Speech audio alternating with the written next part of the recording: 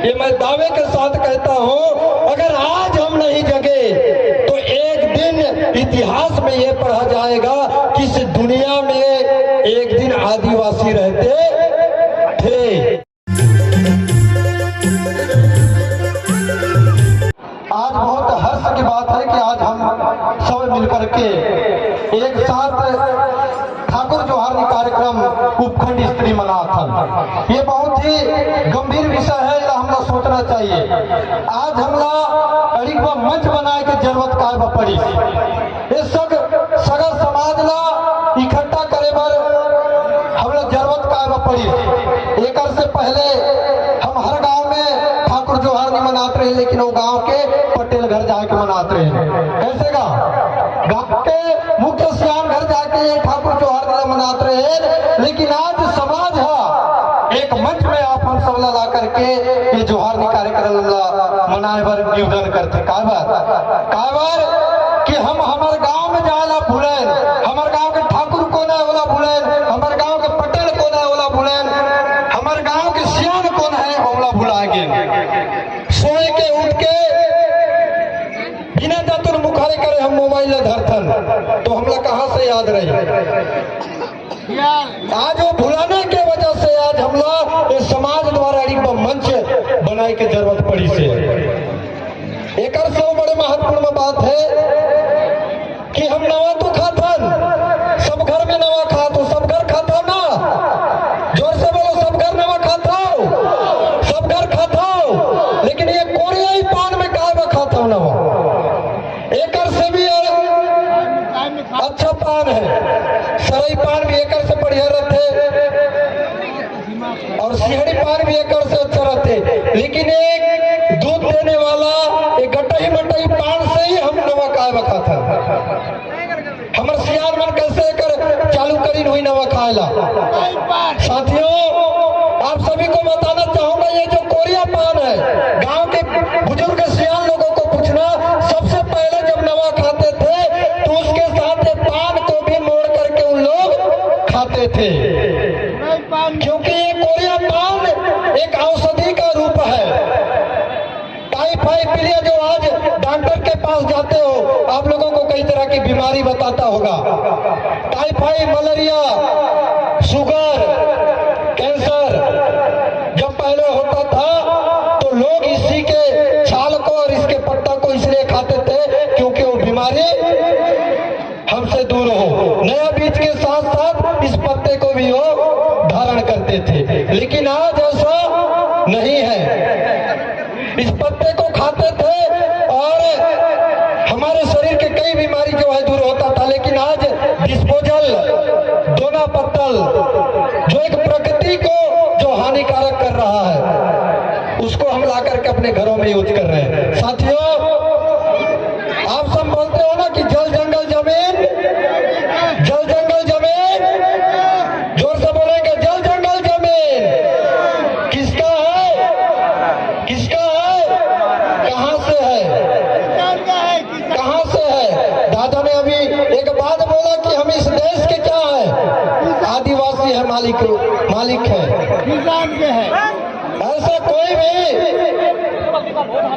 जल जंगल जमीन तुम्हारा नहीं है, वो तो सरकार का है, फॉरेस्ट का है। आज गांव में फॉरेस्ट क्यों बना? जब जल और जंगल जमीन तुम्हारा है तो फिर फॉरेस्ट कानून क्यों आया? क्योंकि उस जल और जंगल का जमीन का मालिक को फॉरेस्ट है, आज नहीं हो आप थे, लेकिन वो आप खो चुके हो। देश के कानून के हिसाब से आज गांवों में वन अधिकार पत्र वितरण कर रहा है, लेकिन अभी तक कितने गांव में आप लोग लिए? किसी के घर में नहीं लिए, इसलिए वो जल जंगल जमीन हमारा नहीं है। यहाँ तक कि आप जिस जगह में, जिस जमीन में आप बैठे हो, जिस गांव में बैठे हो, जिस जगह में उड़द, धान, मक्का उगाए हो, जमीन भी तुम्हारा नहीं है, वो जमीन भी तुम्हारा नहीं है। अगर वो जमीन तुम्हारा होता तो आज राजस्व को तुम लोग जो भरना पटाते हो ना, वो भरना पटाने की जरूरत नहीं होता। यहाँ पटेल बैठे होंगे कोई गांव के सियान, वो भरना लेता है गांव में, उस जमीन का भरना लेता है। जब वो जमीन तुम्हारा है तो उस जमीन का आप लोगों को भरना देने की जरूरत क्यों? इस चीज को आपको तर्क लगाने की जरूरत है। दादा ने एक महत्वपूर्ण बात कहा, हम इस देश के मालिक हैं और मैं अपने आप को तो इस देश का मालिक मानता हूं, क्योंकि मैं इस देश का एक सरकार हूं। मैं इस देश का सरकार हूं। कौन सा सरकार? भारत सरकार।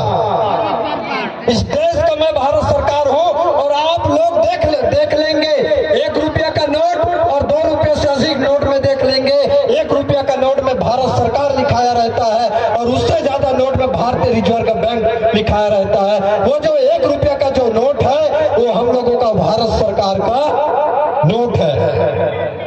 जिस दिन उसको जानोगे पहचानोगे उस दिन ऑल इंडिया तुम आप घूम करके आओगे। हमारे लोग जल जंगल जमीन बोलते हैं और हमारे लोग ही नौतोड़ काटते हैं, जंगल को बर्बाद करते हैं, तो कहां से वो जल और जंगल तुम्हारा हुआ? हमारे संस्कृति, हमारी परंपरा, आज हमारे दादा लोग, हमको बहन लोग पहुंची सूता ये पहने हुए हैं। ये एक दिन के लिए कोई संस्कृति नहीं है। मैंने भी कई मंच में जहां पर धोती पहना, लेकिन मुझे एहसास हुआ कि मैं गलत कर रहा हूं, इसलिए आज जिस शर्ट में आ गया हूं। हमारे संस्कृति, हमारी सभ्यता आज दिनों दिन समाप्त होते जा रहा है। इसका कारण है कि हम गलत शिक्षा जो है धारण कर रहे हैं। हमारे पुरखों ने, हमारे दादा के दादा कई पीढ़ी से जो सिस्टम, जो व्यवस्था संचालित होकर के आ रहा था, उस व्यवस्था दिनों दिन समाप्त होते जा रहा है। और एक दिन, ये मैं दावे के साथ कहता हूं, अगर आज हम नहीं जगे तो एक दिन इतिहास में ये पढ़ा जाएगा कि इस दुनिया में एक दिन आदिवासी रहते थे। शब्दों को समझो। एक दिन इतिहास में यह बोला जाएगा कि ये दुनिया में आदिवासी रहते थे। आदिवासी है या गोंड मुरिया माड़िया इस देश में है, ऐसा नहीं। आदिवासी समाज रहते थे, ऐसा बात निकल करके आएगा। इसलिए आप लोग अपने संस्कृति, सभ्यता और कल्चर को बनाए रखो।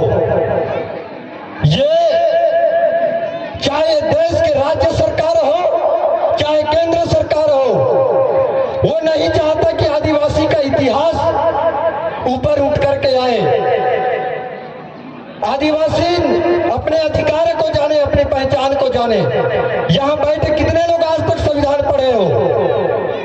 कितने लोग संविधान पढ़े हो? कोई नहीं पढ़े हो। गीता, रामायण, पुराण बोलने से सभी लोग यहां से चले जाओगे। साथियों, जिन्होंने आपको इस मंच में बैठने का अधिकार दिया, आज जो इस मंच में बैठे हैं, जिससे बाजा आप जो पहनावा उड़ाव कर रहे हो, जो चूड़ा खा रहे हो, उसका अधिकार केवल आपको संविधान ने दिया। उस समय पानी भरने का या भी जो चाय पी रहे हो वो अधिकार नहीं था। कुआं में पानी भरने का अधिकार नहीं था। यहाँ दादा लोग बैठे थे, उस समय बैठे। अभी एक शब्द सुना मैं, पोस्ट मास्टर। ये अभी का पोस्टमार्टम नहीं होगा, उस समय का पोस्ट होगा जो पहले थे। हमको अधिकार नहीं था पानी पीने के लिए। जिस रास्ते में हम चलते थे उस रास्ते में गोबर से छिड़काव करते थे, क्योंकि आदिवासी लोग आए हैं। ये छुआछूत की भावना था। लेकिन आज संविधान ने हमें जो अधिकार दिया है, उसी के वजह से हम किसी के साथ बात कर पाते हैं, आंख मिला पाते हैं। अगर जिस दिन आप अपना अधिकार को नहीं जानोगे, उसी दिन आप किसी काम का नहीं रहोगे। इसके कानून को जानने के लिए महत्वपूर्ण बात है शिक्षा।